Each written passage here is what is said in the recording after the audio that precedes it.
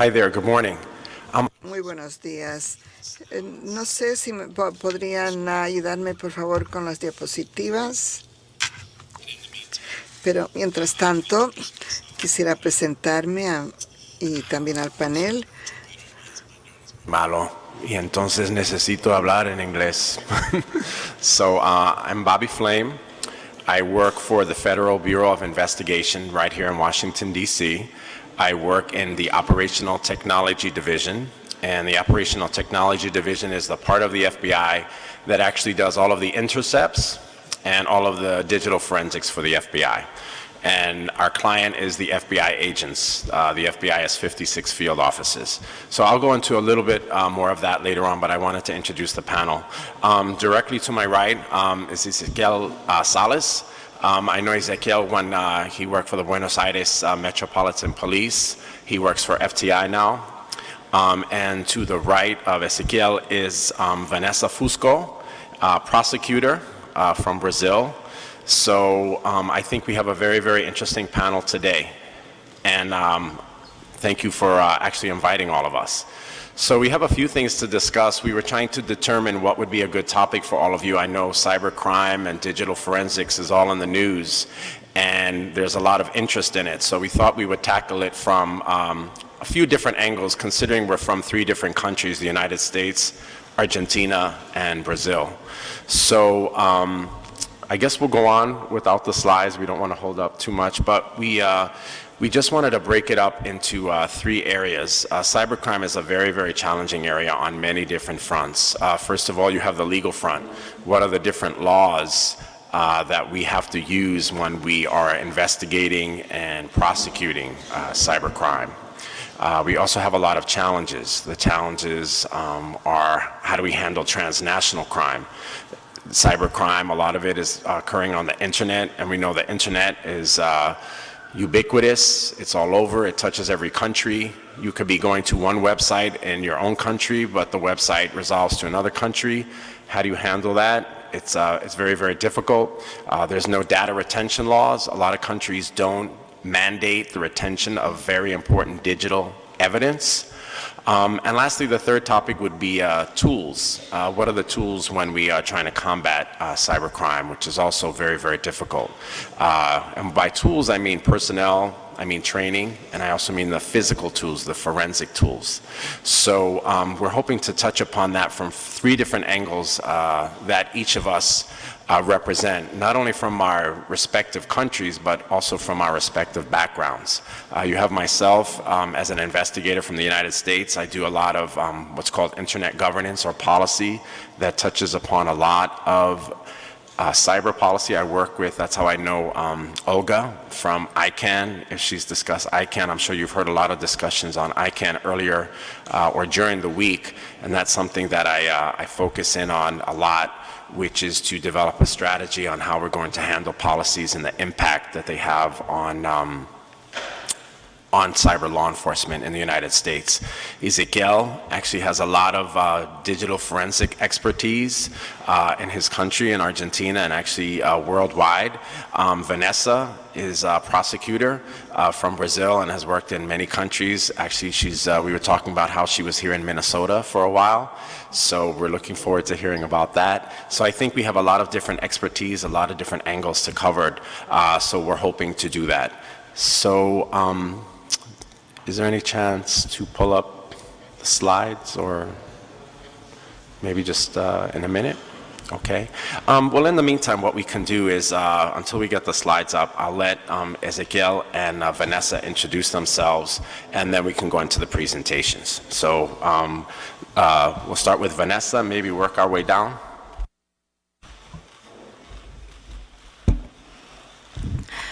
Hola, buenos días. Good morning. As Bob has said, my name is Vanessa. I am a prosecutor for 26 years in Belo Horizonte, Brazil. And this morning, I'm going to speak a little from the point of view of those who are on the side of the law. We will at this time speak about the perspective of who has to break confidentiality. So please. So we're going to begin to speak on the Brazilian legislation. I was planning on speaking on our users and also on the legislation that we have and our challenges, which we are now facing. Brazil, we currently have 1/2 of the population connected. Therefore, you can just imagine the challenge we face as law enforcement people, because as the digital inclusion grows, then the crimes, the cyber crimes also grow. So I would like at this time for you who are from private enterprises or students, I would like for you to think that you are now with your emails completely closed. There's no access right now to your emails. So what will you do right now? If at this time, when you're on your computer doing things and you can't do anything else. So you can think not only someone has hacked your account, but the consequences of these issues. Who amongst us doesn't have a club or a bank or Netflix or your home or of everything and the emails? And this is why we ask a lot of times for you to recover the passwords and send us an email. So I would like for you now try to see us as breaking your confidentiality. And we receive these reports when you find yourselves in this situation. So this is the perspective that I will use to speak about the devices and our needs to find the data for our investigation. Well, I was starting my presentation and I remembered that when we started in 2008, our concerns were how the cyber cafes identify the users. That was our big concern in those days. But nowadays, and we see the desktops, now we have a great migration for mobile devices. Even some research that was carried out by the American Academy of Pediatrics in the U.S. has stated that babies as young as 6 months are using technology, even before they talk or walk. So this is the world in which we live in now. So in this scenario, and as of this point, Brazil is also involved. I'm going to speak a little bit about our legislation. I tried to make a timeline so that you could see. In March of 2008, Brazil began to discuss its adhesion to the Budapest Convention. I don't know if you all or know the Budapest Convention, but Brazil started a working group that met in Itamaraty to discuss if Brazil would adhere to the convention or not. This group continued till 2011 when they came to the conclusion that we should not adhere to or join the convention because we, according to Itamaraty, had not participated in the building of the convention. So we could not be part of it. Later I will explain the consequences of this. But in November 2008, we also had something new because we did not have in our legislation of child pornography the possibility of doing investigations, or the conduct was not criminalized for possession of child pornography, nor the grooming. So we had a gap. Sometimes we carried out an investigation, and when we were about to arrest someone, we couldn't do it because when they had child pornography in their computer, but there was no law to arrest them. But this was corrected in November 2008. And I don't know if you have heard about the Marco Civil de Internet. This was the opening of a discussion on a law of the entire project was sent by the government of Brazil, where neutrality was privileged and the principles, etc. But from our point of view, this project was finally approved in 2014 for the use of the prosecutors and the law enforcement, and this was where they were saving the data. Currently, the Internet providers in Brazil have to keep the data for 1 year. The providers of applications for 6 months. That was what we were able to achieve in the civil framework. But there was like a going backwards because we could request the logs or the data of a user directly through the providers, application providers.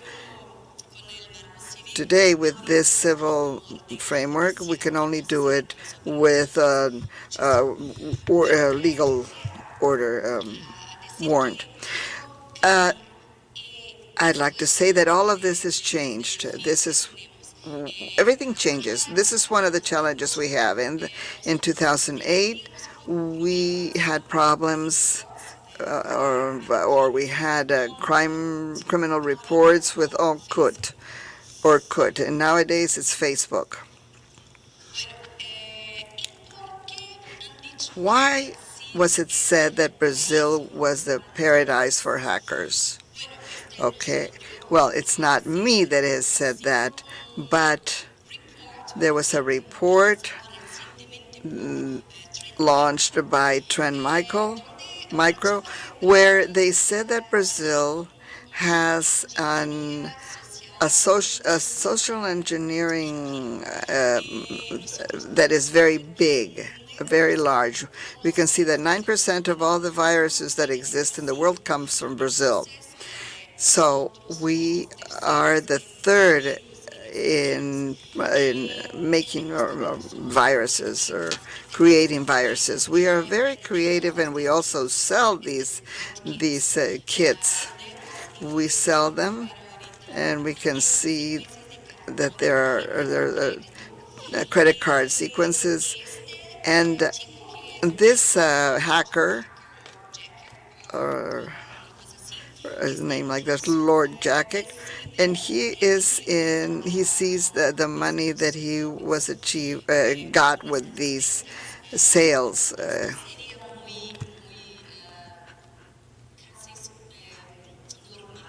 This would be normal. There's no legal process, but perhaps he's in the deep web. But these people are in Facebook. They're very open for us. Well, here there's an underground market of hackers. We have the prices here of the kits. In Brazil, I'm going to refer to the bowlers and what they've done in World Cup, cyber attacks. Well, I'm going to speak about bowlware now. This is a malware that was developed specifically for the Brazilian market because we do the payment of our accounts with this type of paper. So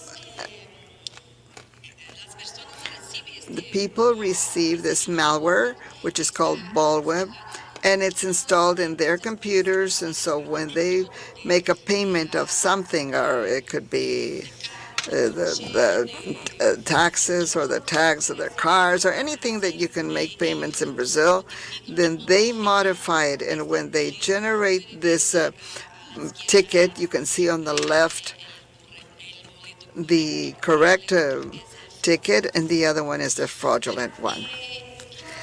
What happens is that we have, or rather we do not have the appropriate legislation to prosecute.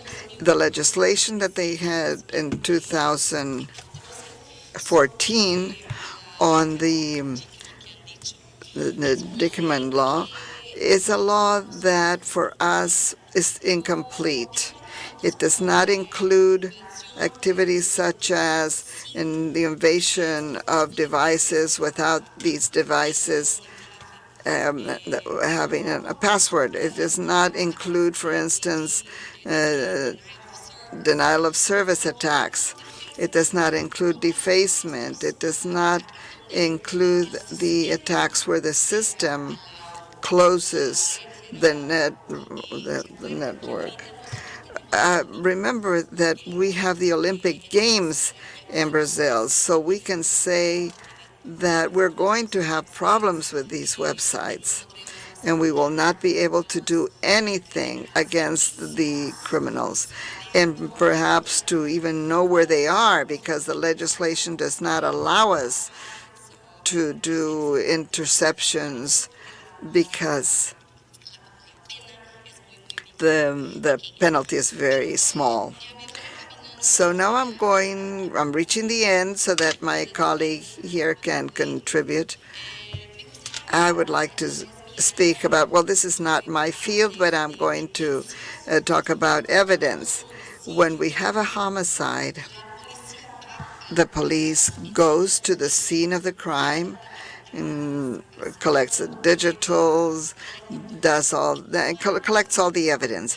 And when there is a digital crime, what we have to do, the police and the prosecutors, we have to begin with the data that are logs, ID accounts, IP addresses, and also the content of where these data is kept. This data is in the private enterprise. So we, from the public sector, the government, we have to beg the companies to give us this information.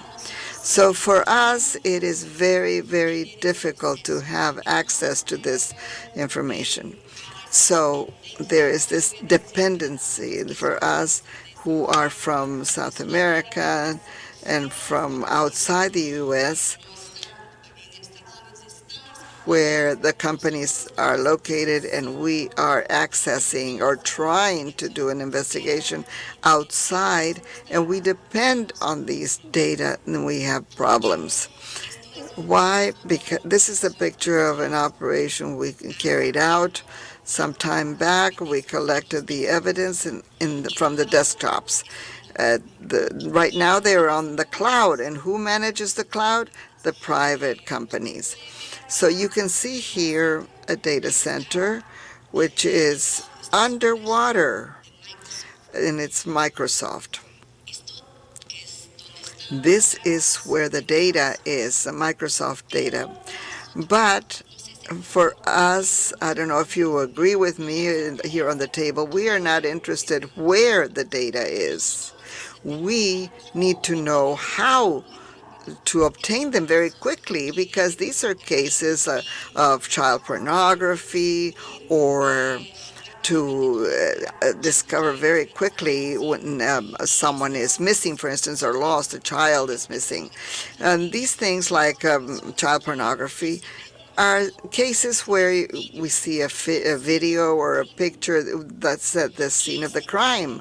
And this crime could be happening, still continuing to happen. So we have very quickly, we have to obtain the data, send it to Interpol, so that they could perhaps find this child who is being abused. This is why we need the information very, very quickly. And what do we do in Brazil? We go to the director of Facebook. Do you think that's a solution? To detain, to arrest the director of Facebook? Well, Brazil, we spent 48 hours without WhatsApp. You can imagine what happened. People were bored with this. So I would like to discuss and speak about these issues. We have going to the private enterprise. Is that the solution, or do we have to build bridges with our MLAPs, which are from our cooperation treaties from 2001? So we have to improve our mechanisms of obtaining data. How are we going to do this? This is for you to think about. How are we going to adapt to the changes in technology, at the same time doing the changes in the laws? Is it possible for the law to accompany the changes, or to be at the same level or speed? Or maybe we could do something like the European Union did last year, which is to create permanent working groups to work on this issue as technologies develop, so that the laws can also go along with these changes. And mainly this role of the private companies in keeping the data safe, or this dichotomy amongst them, and how the companies can disclose the data. For 9 years, I've been working on this issue of data privacy, and I have spoken with a lot of companies, and I believe that they too are concerned, because we can just imagine the amount of data and the responsibility of keeping them.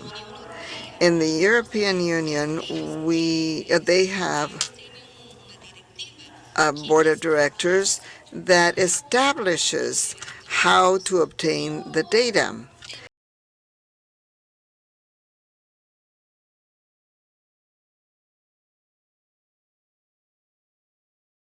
Brings about certain security for the companies themselves, so that they can furnish this data so as to comply strictly with the law. Well, I'd like to close now, and give a chance for my colleague to participate, and also for questions, and saying that it's very important for us, for Internet, to be helpful, to be positive, but it is even more important for all of us that it be secure. We need to work a lot to reach this. Thank you very much. Thank you, Vanessa. That was an excellent presentation, and I think U.S. law enforcement has a lot of very similar challenges to what you just detailed in your presentation concerning Brazil. So we're going to have a lot to talk about in our discussion, but it was an excellent presentation, and we agree with a lot of what you had to say in there. So you can see it's a very common issue for all of us. So our next presenter is like I said, Ezequiel Sallis. He has a presentation, so if we could pull up his presentation. And Ezequiel actually has a lot of experience as a forensic examiner. He's actually very well known. He actually is working also with FTI Consulting. So maybe he could tell us a little bit more about that. So Ezequiel, I'll leave it to you. Good morning, ladies and gentlemen, Bobby, Vanessa. My presentation is a little bit more technical.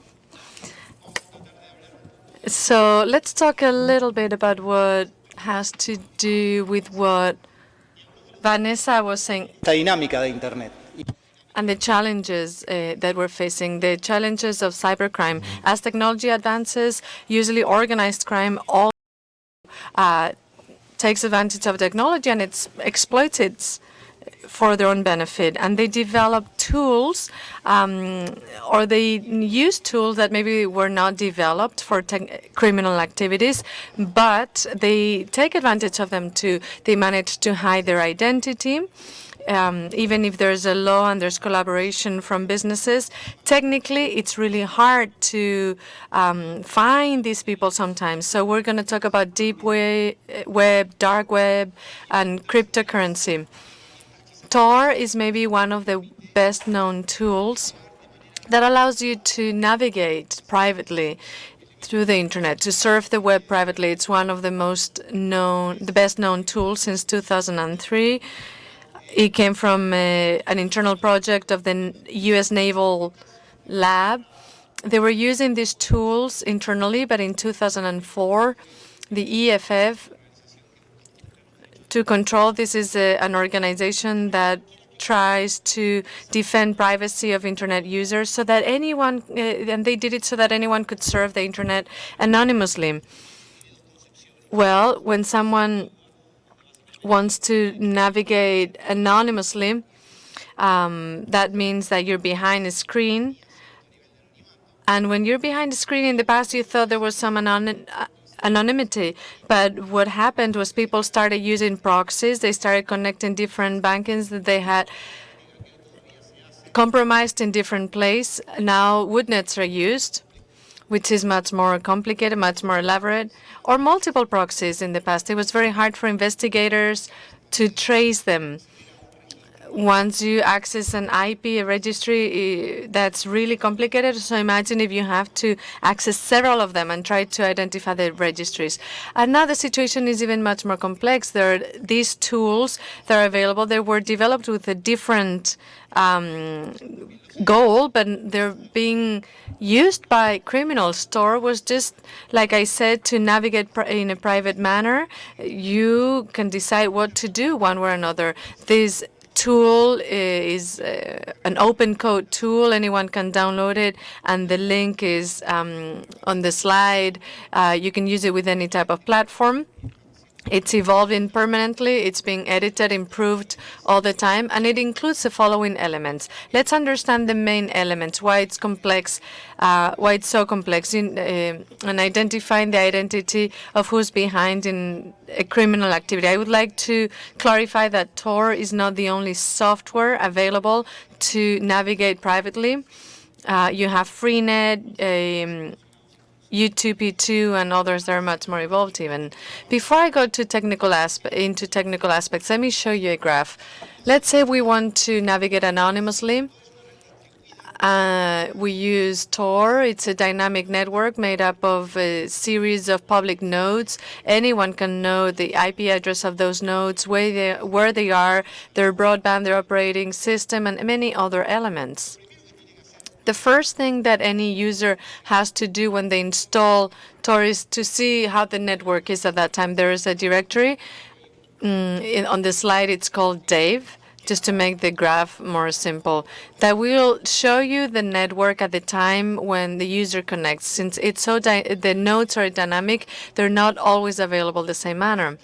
Once you want to connect, and after seeing the node, Tor will pick 3 nodes, an entry one, an intermediate one, and an exit one. The exit one is the one that will show the face in the destination that Alice wants to reach. So there are 3 intermediary elements. Anyone could say that this is just intertwined proxies, but the difference is that Tor uses asymmetric cryptography. Each node has its own public code or password and private password too. The public one is distributed to all the nodes, including clients and the rest of the elements.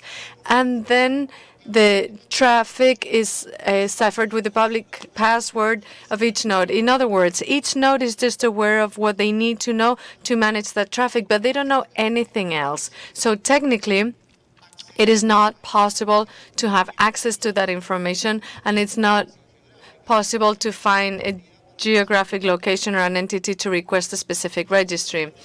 Of course, for the longest time, this tried to be attacked by different attacked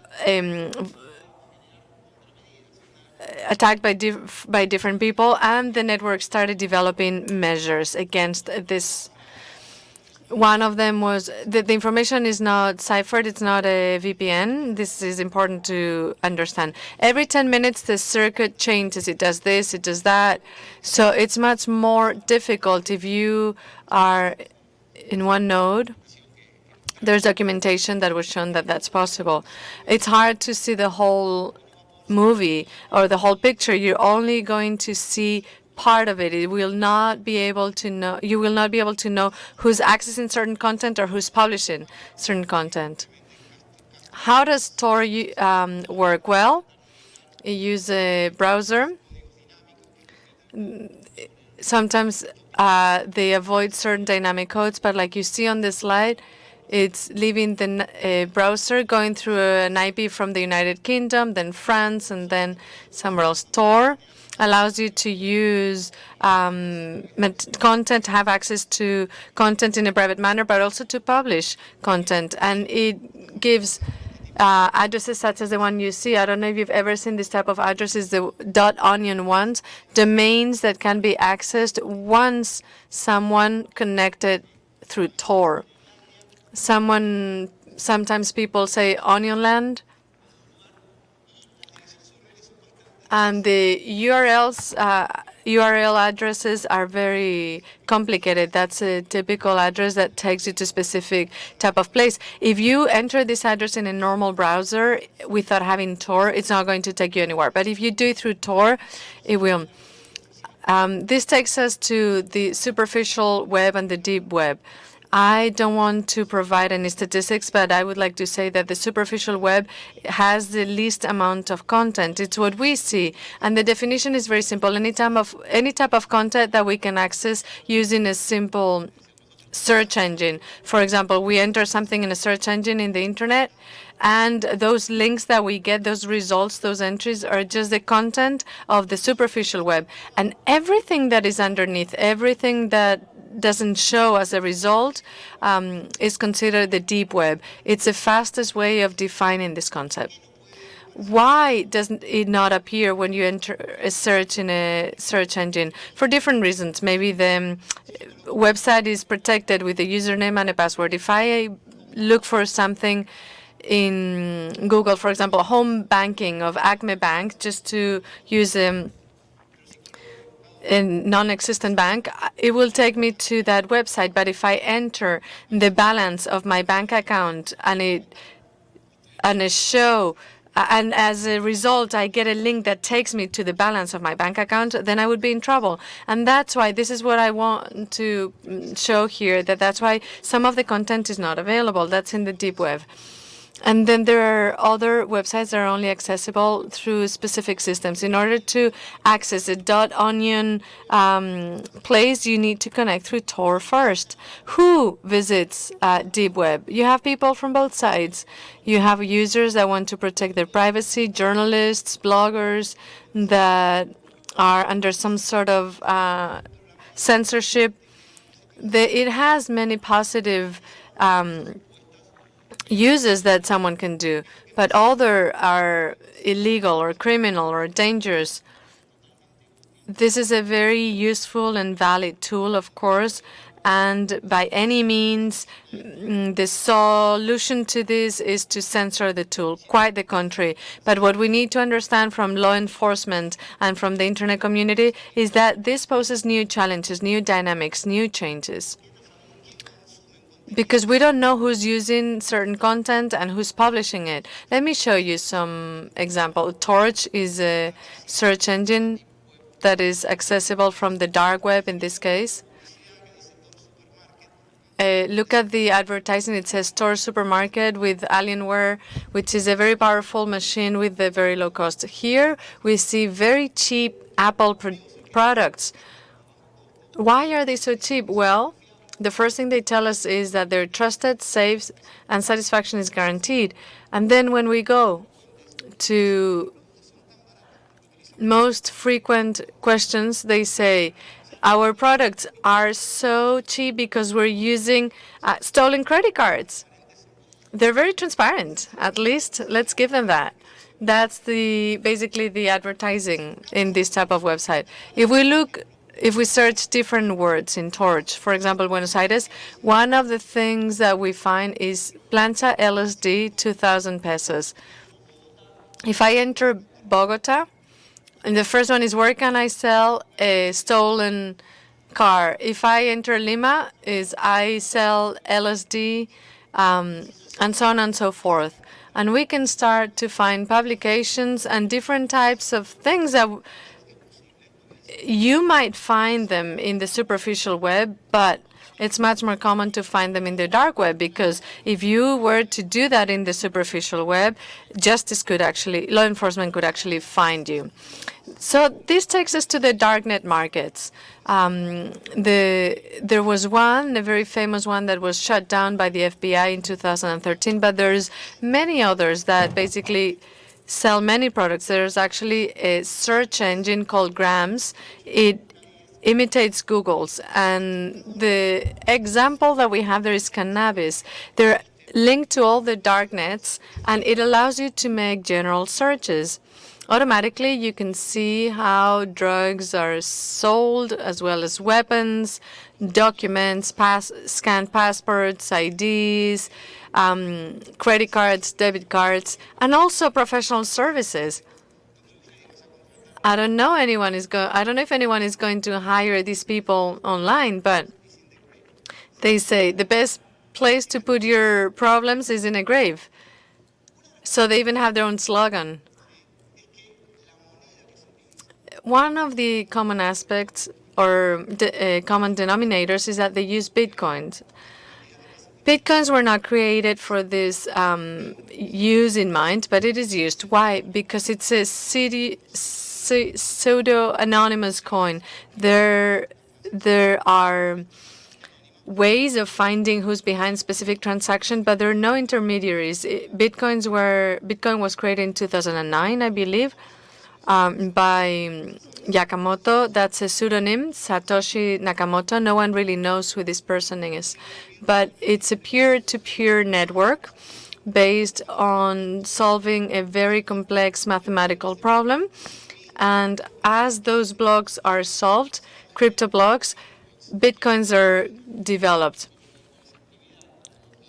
And those that mine those Bitcoins get revenue. It's a very interesting currency because they have limitations.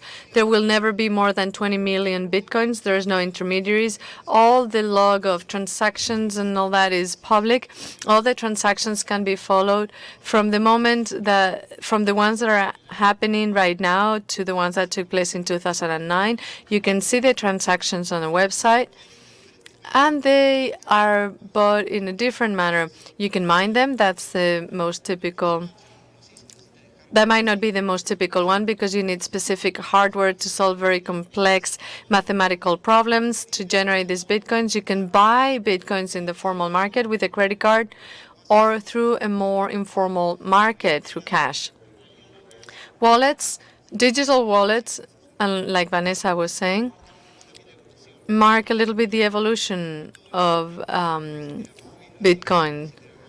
You might have a wallet on a cloud and hardware on your desktop, in your mobile, and basically they store the relationship between the bitcoins and the chain of blocks where those bitcoins are. The bitcoins are not in your wallet. The wallet is in the wallet you have the relationship between the wallet and the bitcoins. If you lose that wallet, you lose your money. So you need to understand that one Bitcoin is around $400 more or less. One of the first transactions that were done, someone spent 25 Bitcoins in a pizza. Of course, Bitcoin at the time was not worth $400, otherwise it would have been the most expensive pizza in the world. But that was the first transaction.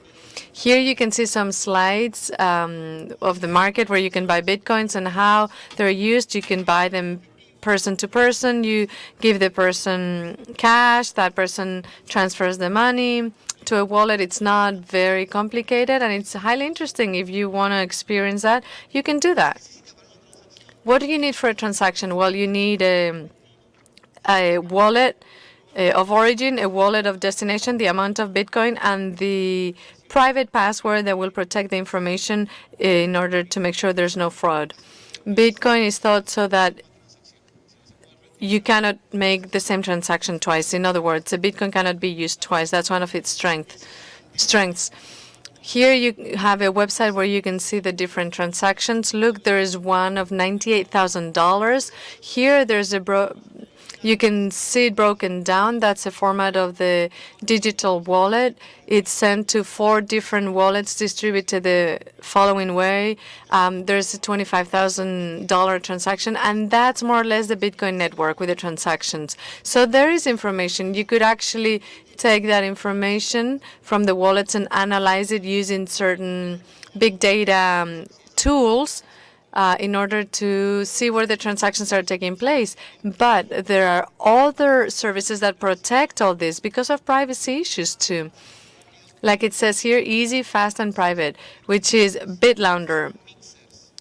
They're called mixers. What does a mixer do? Well, they use a transaction. For example, I want to send 10 Bitcoins to Vanessa, and they distribute it in 10 different ways, and they take the Bitcoins from different parts. In other words, she will receive the Bitcoins in different wallets. They're all owned by her, and the transaction will take place on different days at different times.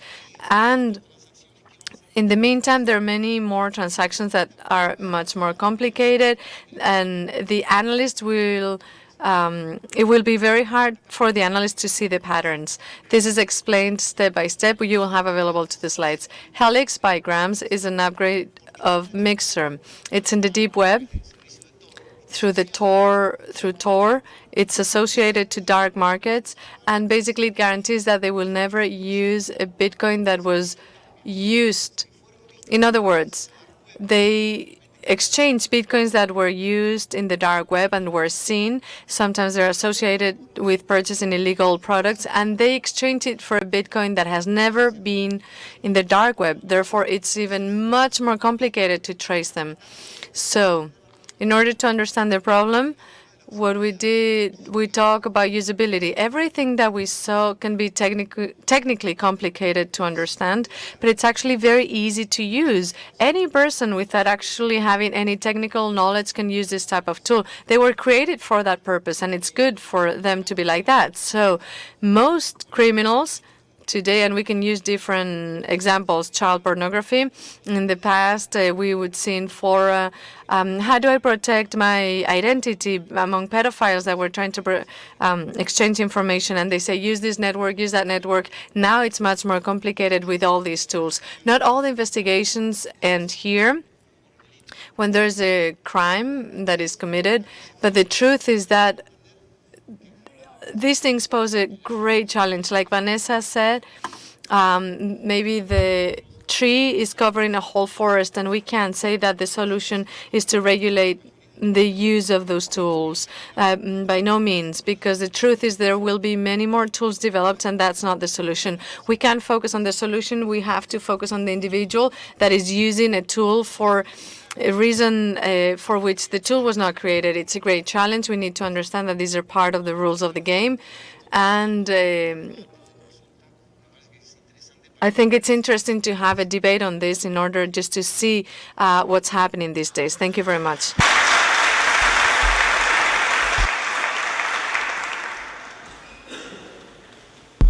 Thank you, Ezequiel. That was a great presentation, and I think it highlights a lot of the challenges that we have as law enforcement.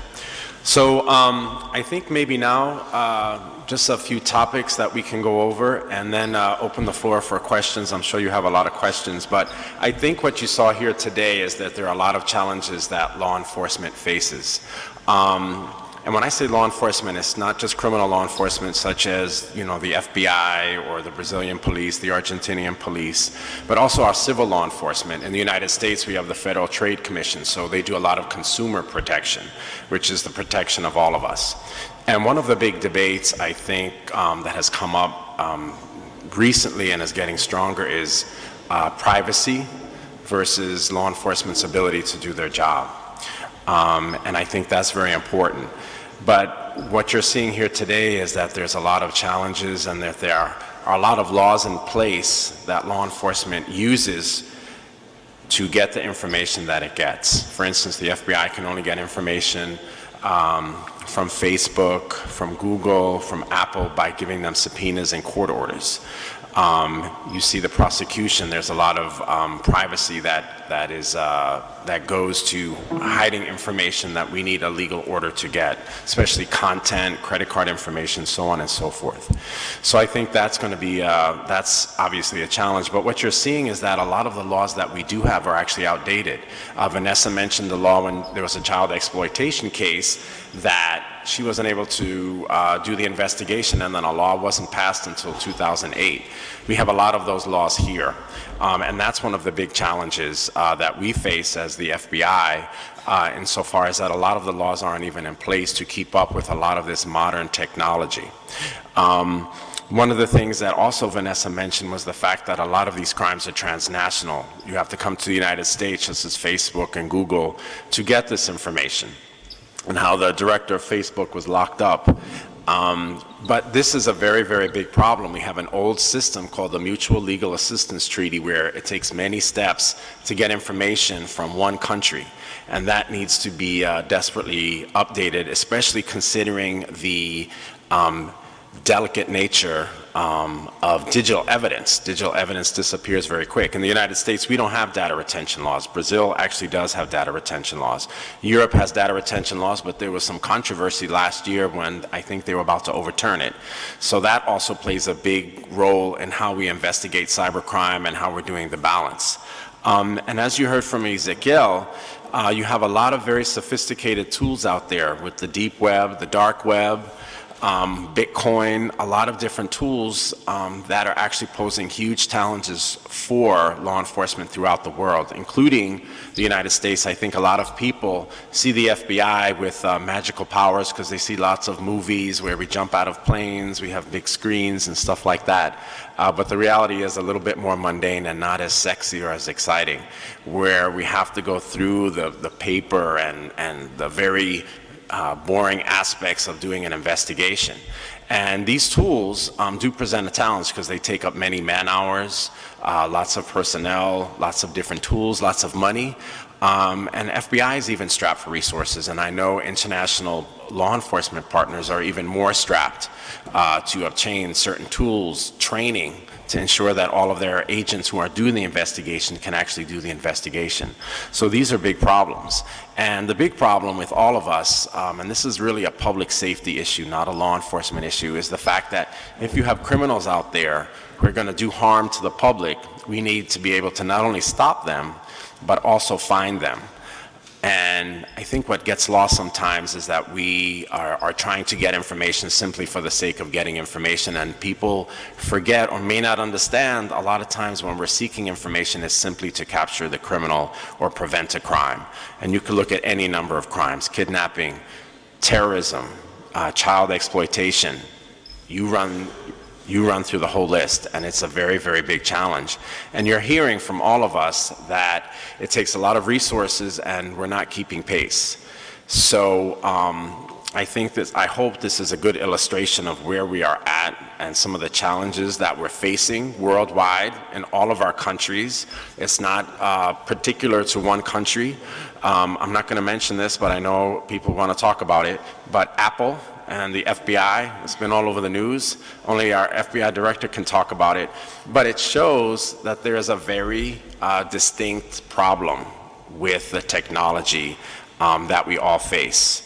And that we, certainly as the FBI, trying to comply with all laws and to do it in the right way. But even with that, there are legal challenges. And Apple's right here in the United States. So for other countries that have to try to deal with the American companies such as Facebook, Apple, Google, there's even a greater challenge because of the distance in different legal systems. So with that, I'll end. I know we're short on time. I don't know how much time we have, Olga and Adrian, but we can certainly open it up for any questions that you may have.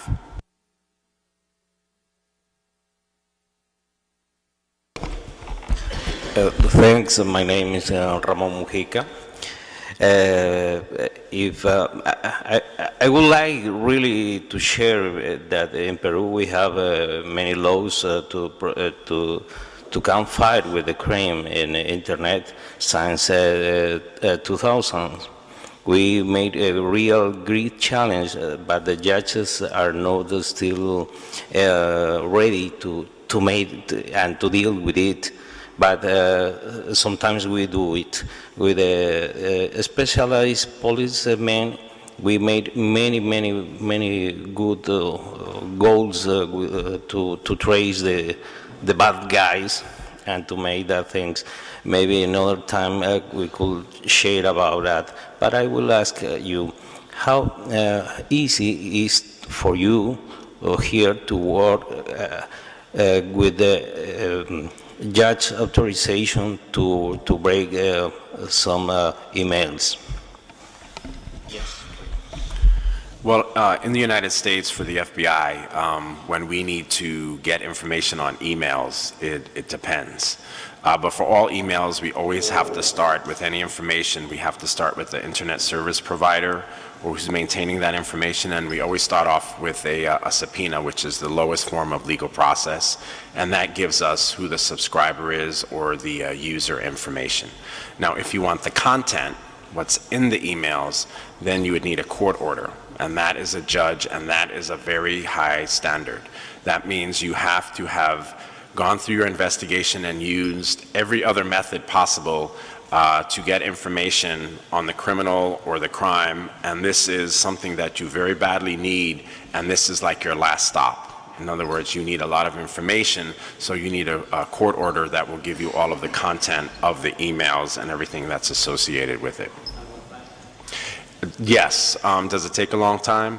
Yes. To get a court order is a lot of paperwork. There's a lot of justification for it. It's not something that you can go and get overnight or instantly unless it's an exigent circumstance. You know, in other words, a bomb is about to blow up and you have all that information and you rush to the judge. Obviously, there's reason involved and you can get it that way. But ordinarily, especially with electronic crimes, in the United States, we have what's called the Electronic and Privacy Act, Electronic Communications Privacy Act, ECPA, and that's what that falls under. But yes, it's a very difficult and long process, even when it's a straightforward case.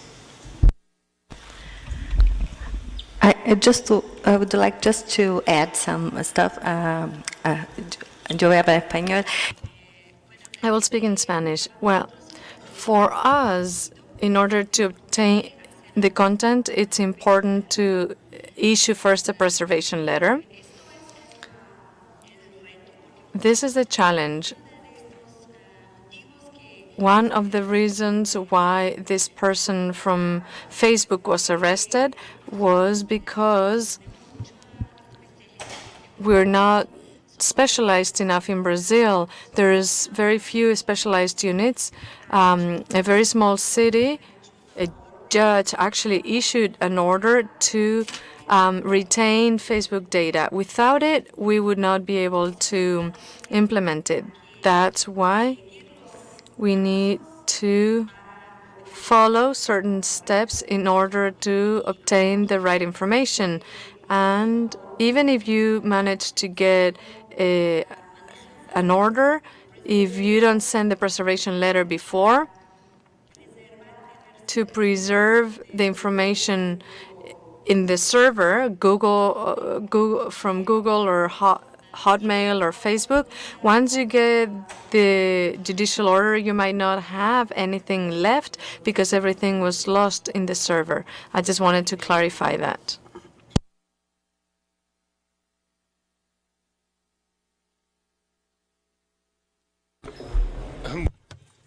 Yo trabajo precisamente para un service provider y para nosotros tal vez uno de los I work for a service provider, and for us, one of the biggest challenges is that to be able to do an investigation, if it's required immediately, is to save the large amount of information that is needed or evidence so that it can be reviewed or analyze the case.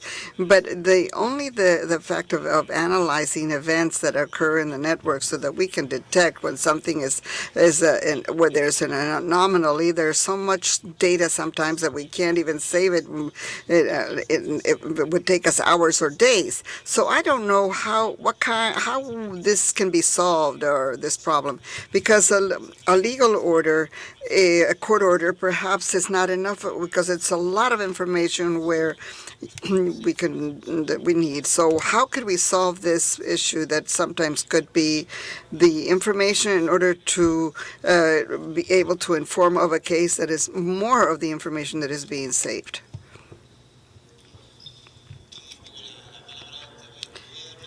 I am going to give you an opinion with regard to Argentina. But as we said with Vanessa, the problem is very similar in Central and South America. What you say, it's true. You're very right. Sometimes from the point of view, a legal point of view, or law enforcement, is you only consider their point of view and not the difficulty from the other side. That is true. In investigations that I've participated in and in common practice, initially it's that of trying to establish and document what the protocol is needed with a different organization. For example, let's say Facebook. Facebook has a portal for the law enforcement that allows to have access and to save a profile and to request register. This is not the content. I just want to point that out. It's just a registry that is associated to the account, the date, and how you have access to the account, and the content, of course. But anyone who is outside the United States or wherever Facebook operates, to request a content, you have to use an MLAC, and mutual agreement. So then this has some kind of delay. But this is how it is now. In the past, there were no portals or formalities, so things were a lot more complex, but everything has evolved, and this has something that has evolved. I put this as an example because Facebook created a portal for law enforcement, and they put their conditions on how they could work and put people to work and cooperate in this regard. On the other hand, there are things that cannot be requested, and they're not going to give it to you unless you comply with certain prerequisites, and then it started to be public and to understand it and put in practice. And for me as an investigator, I need to know what kind of tactic I'm going to use in order to get to my destination faster. For example, I would never ask a prosecutor or judge to ask for the content from Facebook to solve my investigation, because I would never reach an end, because this information would take too long to reach me. So I would be based probably on registry and so forth to see if with this information I can reach my end. So in summary, my opinion is something something that we have to work together and continually and understand practically all of the points of view. There's no black and white, but we have to find a balance so that we can evolve things. That's my personal opinion. I have a lot of questions. Maybe I'll just go, if it's okay, if it's okay, up and down, and then this way and that way, if it's okay. So, yes, ma'am. Sí, muy buenos días. Good morning. I'm Carolina Cáceres. I'm a prosecutor in the Dominican Republic. My question is for Vanessa. I wanted to ask you, what, according to your experience in your country, what would be the tools, the most important tools against what you said, child pornography online? What, in order to fight effectively against this crime in each one of our countries?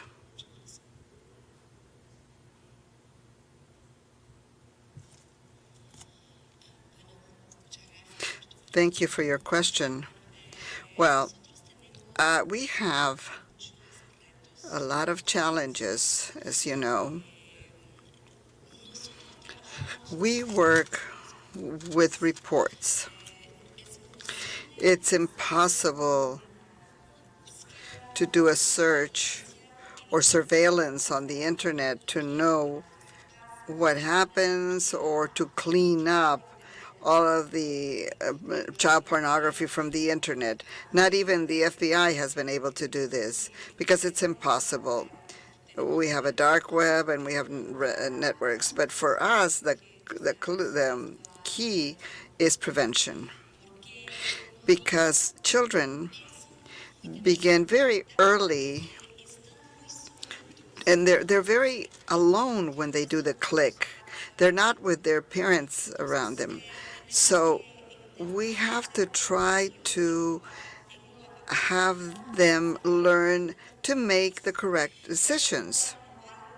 I don't think there is any other way, because when when we reach to the prosecution and so forth, everything has already happened, and this child has been violated. So I think from my own experience that there has been a lot of operations, and we've collected a lot of material. We've sent it to Interpol and also McNick.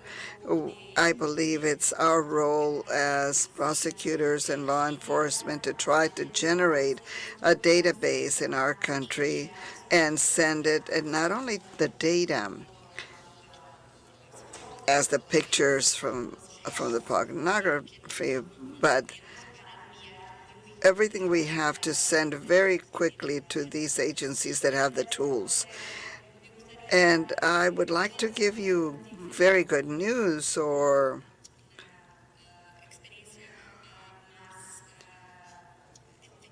a more effective experience in stopping this crime.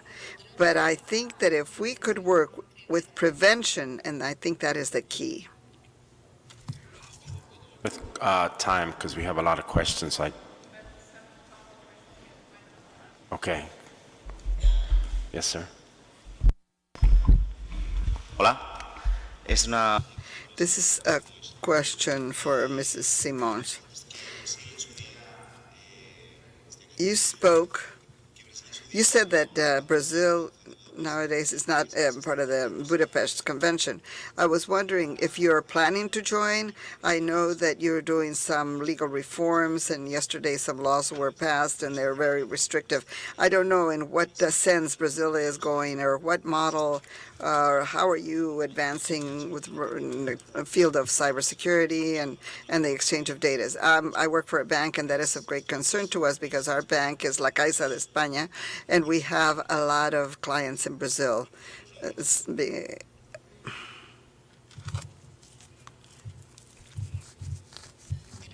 Thank you.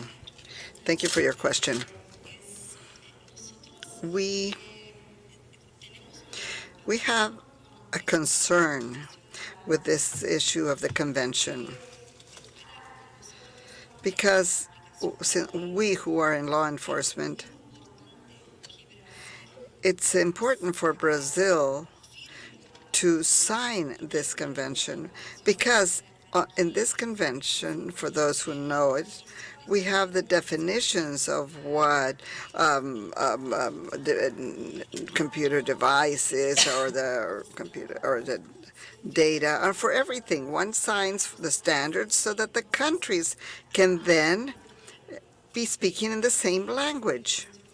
This is, I'm going to answer your question, but this is only to say, what is the importance of adhering to the convention? And the importance is, since the crime is transnational, in Brazil, we now have a paradise or safe haven for these criminals or these malwares and viruses. We do not have the definitions of what the elements or what is data or what is a system, computer system. So in Brazil, the last information that we had in 2012 at the, well, it wasn't a convention, but it was a meeting of the UN organizations in 2012 that took place in Bahia. I was in the group with Minister Virginia Tornati, who was Minister of Itamaraty, who was in charge of doing the discussions on the working group. And from her, I heard that Brazil was not going to sign the convention because they wanted to have a convention within the UN umbrella. So from my point of view, we are starting to reinvent the wheel. So I think this is a delay. That's just my personal opinion of the prosecutor's office. For us, it's urgent. It's important for us to have these definitions. And so if you can ask your question very quickly, and we'll try to answer very quickly. So, yes? Hi, Renata from Brazil. This is a question to Vanessa, but I also welcome comment from the panel. Just yesterday, the inquiry on cybercrime on Brazil Congress, led by Congressman Eduardo Cunha, announced 8 new censorship laws for the internet, which are supposed to be voted on April the 7th.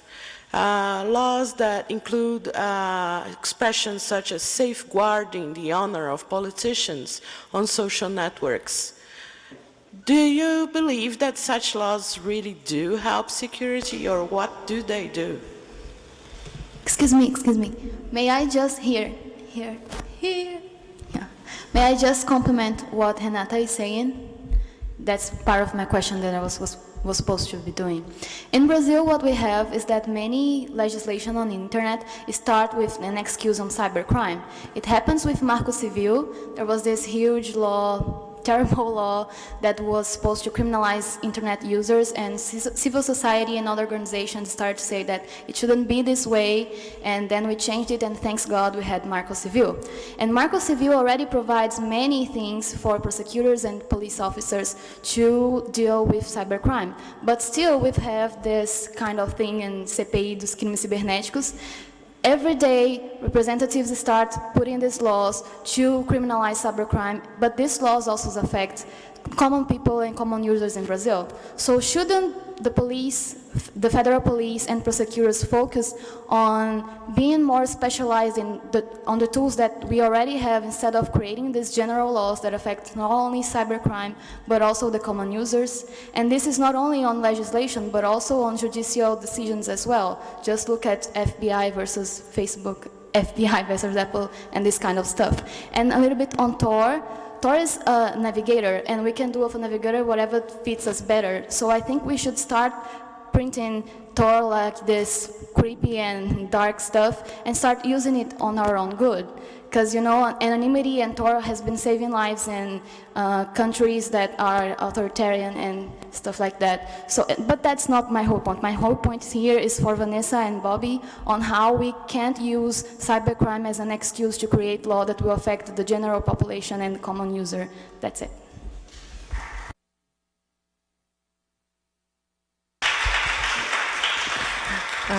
Bueno, yo voy. Well, I'm going to try to answer quickly, but we as Brazilians can speak later if you like, and we can discuss it further, but I will try to answer it for the public. I was not with you yesterday with regard to CPI, but I have participated in many public hearings, and even with the Marco Civil of the Internet when it was being developed there. But many times I had to leave these places with the police guard because civil society was screaming, freedom for the Internet, freedom for the Internet. And while I was talking, but I was speaking of breaking the confidentiality or to criminalize Internet according to them, but that was not what I was doing. So first of all, I think we should separate what is needed with the police intervention and what is not needed. This is the challenge.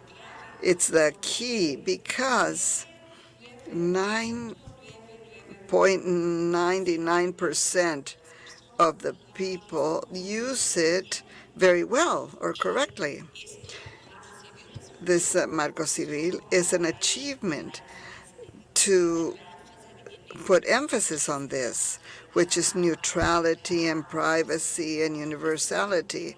This is very good, and it repeats what appears in our Constitution. The changes in legislation are necessary so that at least we could have a minimum standard, or where we can reach to the minimum of what other countries do. For example, the conducts where the system are violated. We are experimenting a lot of issues of rejection of service, but are not just attacks on rejecting service. They're really those who are attempting against society, or there are sites that are of public use. So I believe that to criminalize, well, the legal rights or the legal laws are not, or the criminal laws are not the solution, because it's more of a hassle. But we're going to work with training and education. Yes, but if something happens in the meantime, the police is going to be instructed. So they have to have the tools to pursue a legal case. So I don't have a magic formula to say this is ideal, but I believe that the discussion with society, we will continue to do this so that, well, this is new for us too, so that maybe we will come to a good end. Olga? Because we have a lot more questions, so I don't know how long, and I don't want to be rude or cut it. We're running out of time because we started late. We're late because everyone was late. You have been partying yesterday, I saw that, which is fantastic, which is good for multi-stakeholderism. But how many questions we have? More, like one dozen. Let's take 2 more and wrap up, okay? Ok. Meu nome é Maciel, eu sou do Brasil. Queria fazer uma pergunta para a senhora Vanessa. I have a question for Vanessa. I'm going to speak a horrible Portuñol, but I'll do my best. I have a question with regard to security and blocking of WhatsApp. I'm an engineer, and I blocked WhatsApp for 10 minutes. My mother went to the computer, and for 10 minutes, why was this suspended for 10 minutes? I didn't know I don't know how these rules work. What technical safeguard the legislators or the judges have to make such ruinous decisions, technically speaking. I know that this is a right in the economy or the administration. It has nothing to do with engineering. So we need to be close to the technical community to make these decisions that are more reasonable, more intelligent, and to have better results and to reach better objectives such as prison and Facebook. It resulted in nothing. It was just a big mess. It was a ruinous sensation.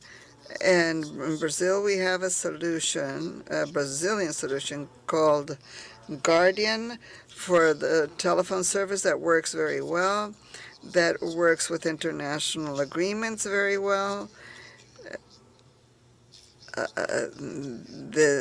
This was published in the internet that worked with this application, but this application was also good for other purposes such as Facebook or WhatsApp or Telegram or any other technical resources that could be made the same way. I'd like to clarify that we need technical support to make these decisions that are taken by legislators who are not engineers, but they need the support of the technical community to make decisions that would be more intelligent. Thank you.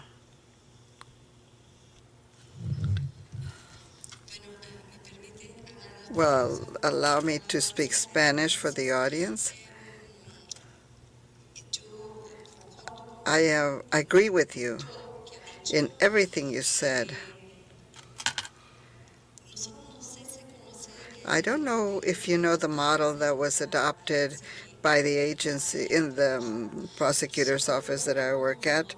We adopted a model of an agency at the prosecutor's office that was the first in Brazil, that of computer crimes in Minas Gerais in Belo Horizonte in 2008 when it was created.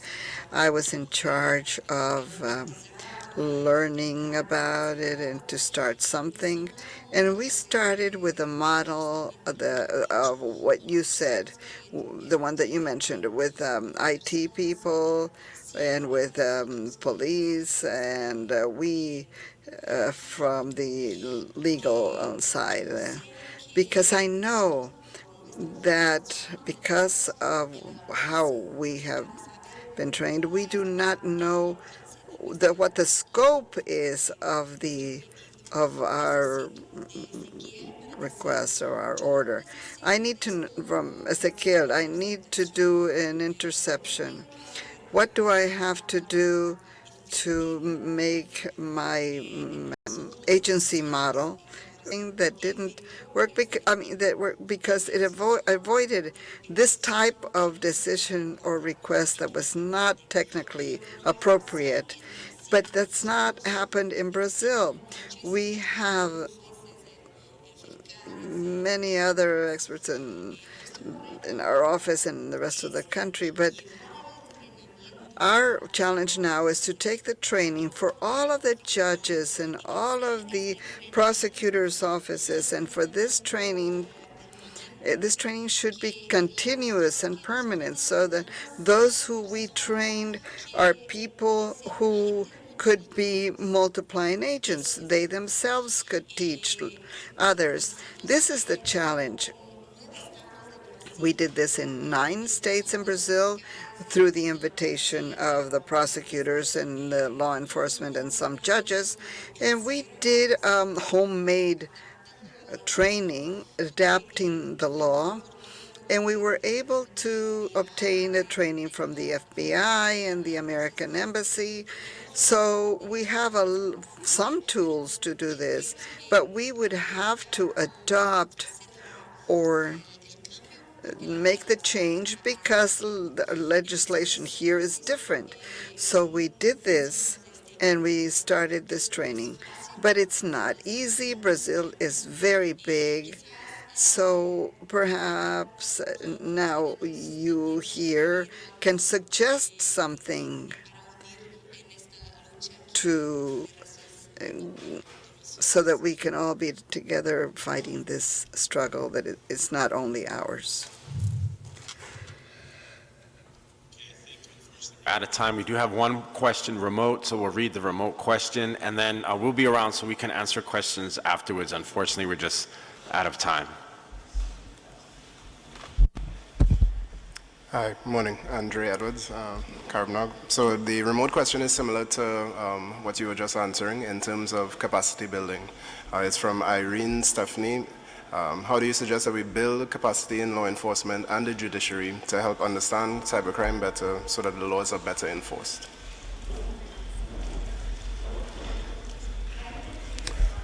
Sorry?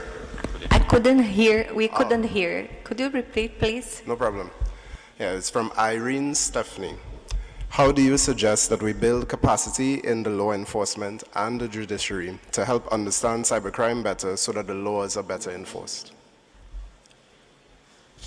Okay, I can take a crack at it. It's very difficult because it's a resource issue with personnel and with tools, but we definitely do try. I know the FBI and the Department of Justice does a lot of training with all of our international partners in Asia, Africa, Latin America. We also do it for our own local and state law enforcement here in the United States. But having well-trained cyber investigators is very difficult because it's very time-consuming. It also requires a lot of money for the training. And we just don't have enough people, but we definitely do try. Another problem that we also have is sometimes when we do train our agents, they leave for private sector.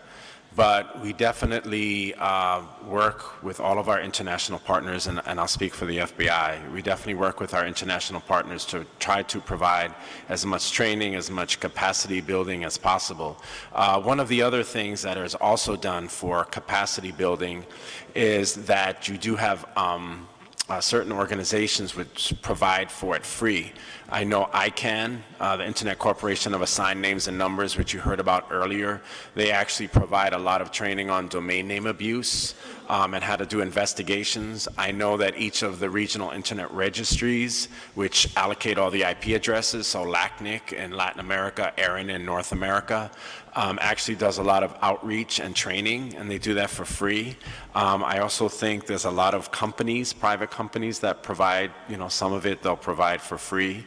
And also the Internet Engineering Task Force is going to be in Buenos Aires this next week. And they also bring a lot of government people in there as well to understand how that works. So there's a variety of methods, but the bottom line is it's very difficult. I encourage everyone to be very persistent and to look at all methods. But we as the FBI, one thing that you can also look into if you are in your own country, you can reach out to the FBI legal attaché and the embassy to actually request training. It's limited, but we do it. Thank you. Aplauso al panel. Thank you, Bob. Muchas gracias. Thank you.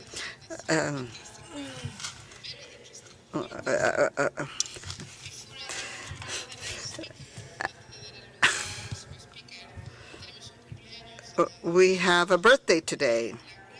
Laura, it's her birthday. Where are you, Laura? Happy birthday. We're all going to sing to you. Feliz, que lo cumpla feliz, que lo cumpla Laurita, que lo cumpla feliz. ¡Bravo! Bravo. Es el poder de las redes sociales. We just noticed it in Facebook a little while ago. That's how we found out. I'm now going to introduce my dear friend